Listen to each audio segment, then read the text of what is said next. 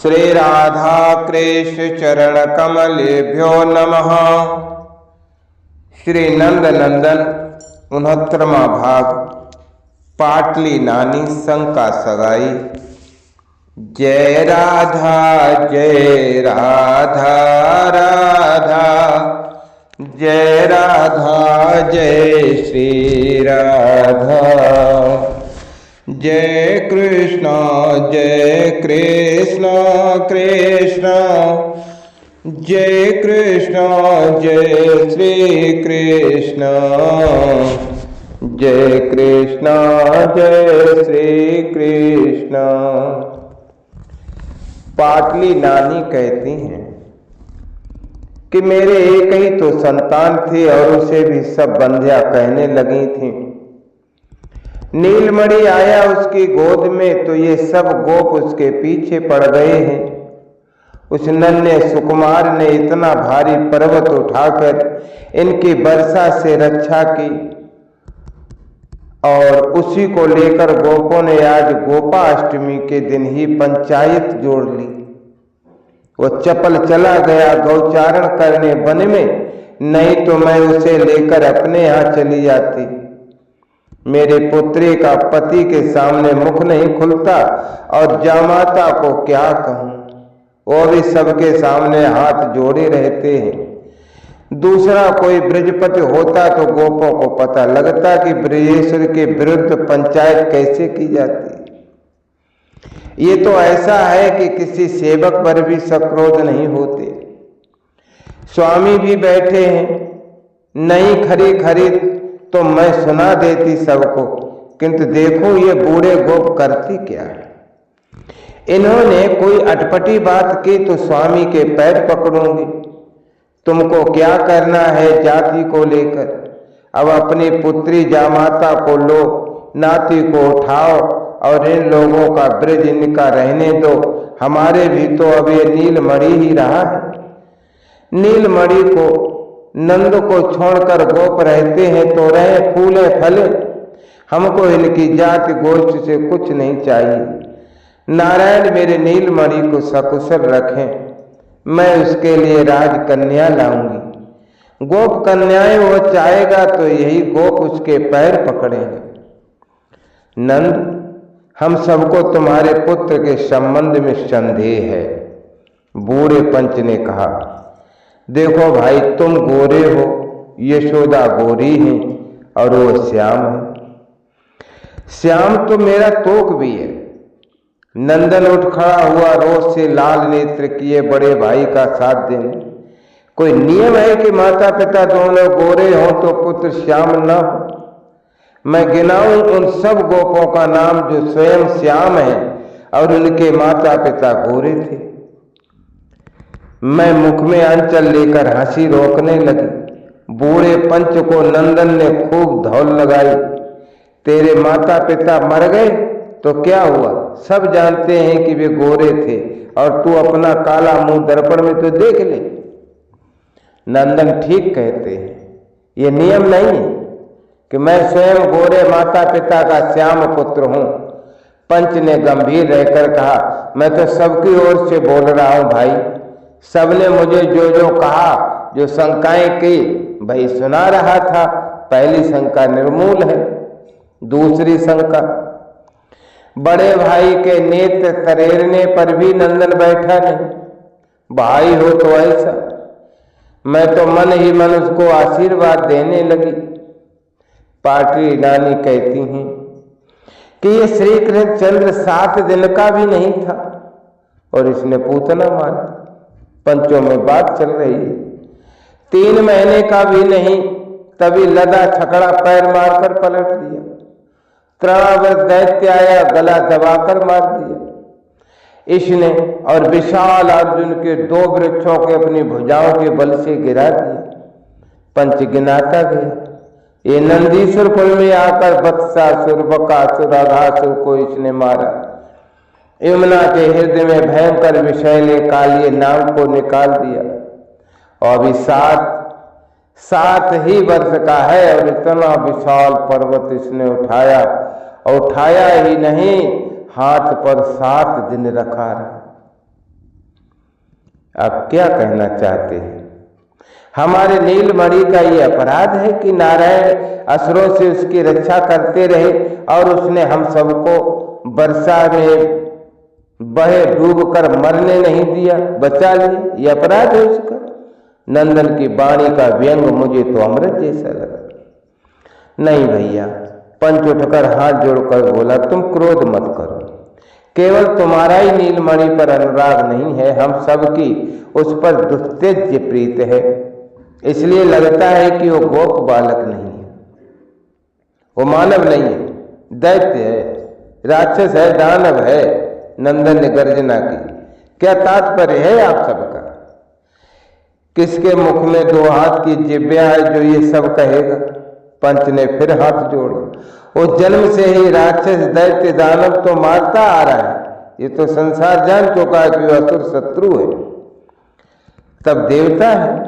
नंदन ने इस बार हंसकर पूछा। देवताओं के राजा इंद्र की पूजा तो रोक दी उसने और ऐसी पराजय दी कि इंद्र जीवन भर नहीं भूलेगा। भला कौन सा देवता होगा हमारा नीलमणि? उसका बड़ा भाई भी तो है और वह राम अपने अनुज से बल में भी बड़ा है। अब वह भी कोई बड़ा देवता होगा है?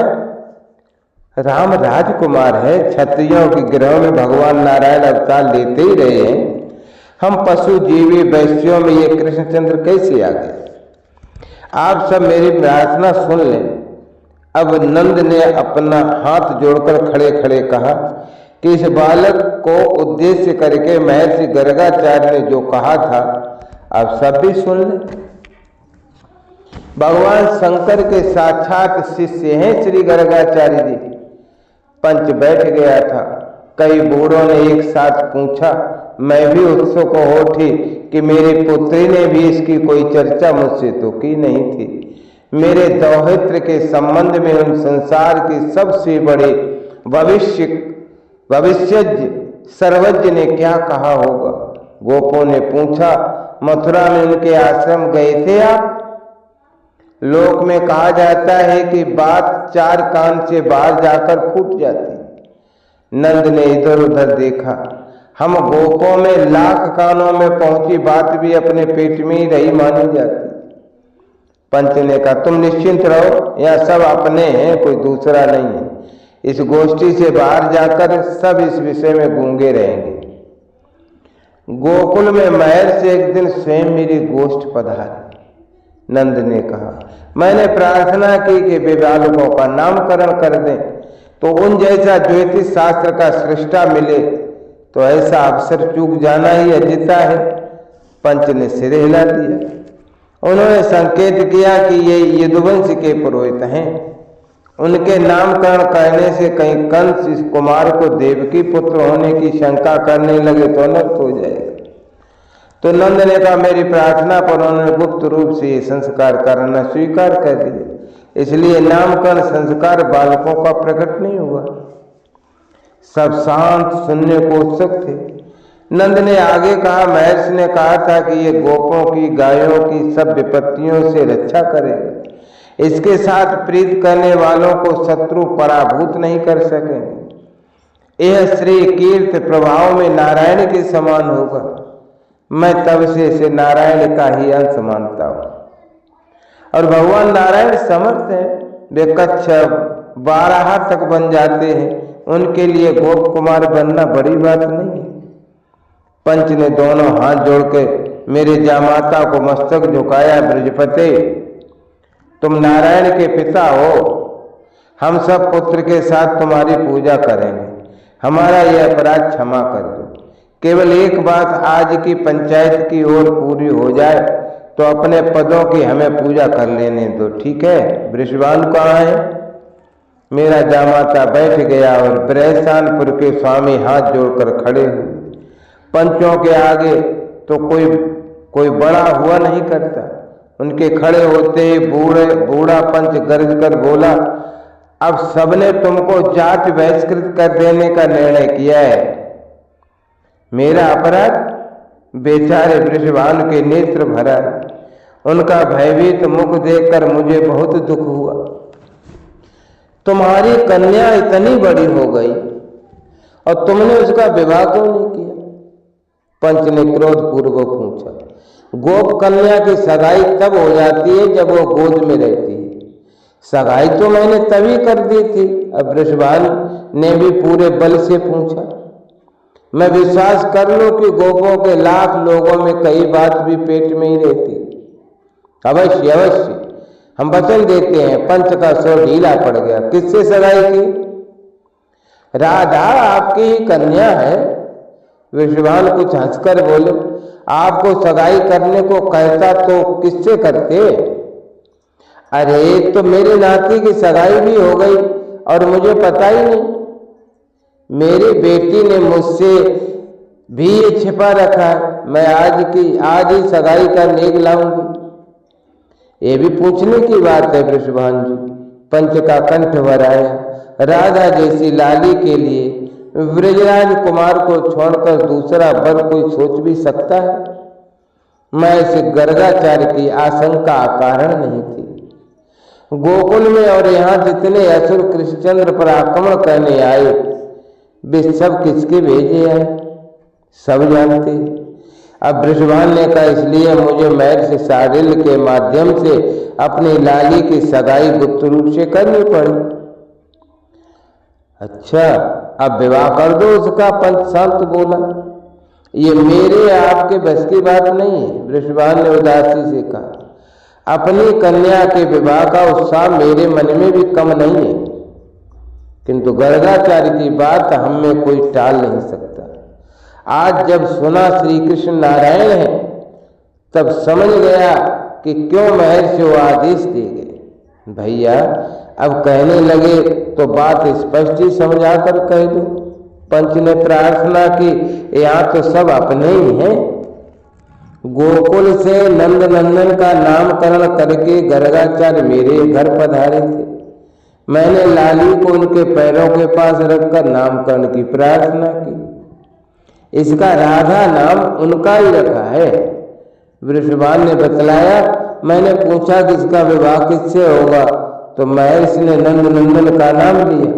तभी मैंने उनसे ये विवाह करा देने की प्रार्थना की थी तो वो बोले थे ये मेरी शक्ति के बाहर है। महर्षि ने मना करते कह दिया, तुम कन्यादान भी नहीं कर पाओगे। कन्या मेरी कहाँ है?